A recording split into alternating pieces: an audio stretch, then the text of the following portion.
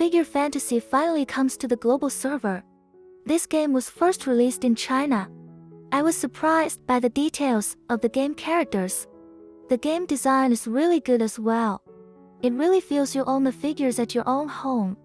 Today, want to give some tips about the figures which you should use as free to play. Many players will think only the golden figures are worthy of investing. However, as a free to play, you won't have enough resources to make your golden figures stronger. If you know what team formation works best together, purple figures will carry you to the mid-late game. After that, you will have more ways to gather precious resources for strong golden figures. This smooth transition can save you a lot of time and money.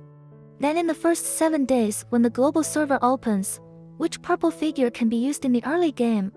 The first purple figure I recommend is Yuki. Her active skill is to reduce 10% of the damage you take, lasting 8 seconds.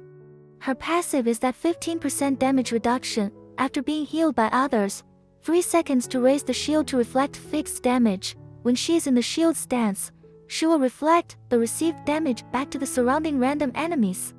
Her exclusive skill is a 25% chance to reduce received damage to 50% when attacked. Conclusion: the strongest free-to-play tank in the early campaign. Her survivability decides how far you can go in the campaign. My suggestion for free-to-play is that we should prioritize all the resources for Yuki, raise her star level first. The second purple figure I recommend is Kingland. His active skill is to deal damage to a single target and reduce the target 20% attack for 10 seconds and disarm the enemy for 5 seconds.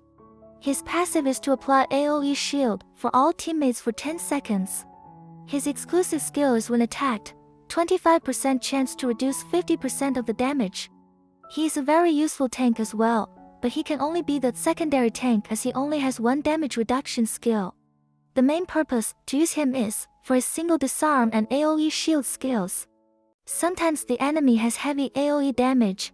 His AoE shield can protect other squishy teammates very well.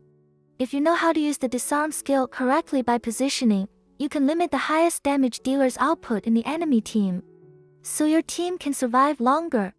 You will see how important he is when you reach the 3rd day of the global server.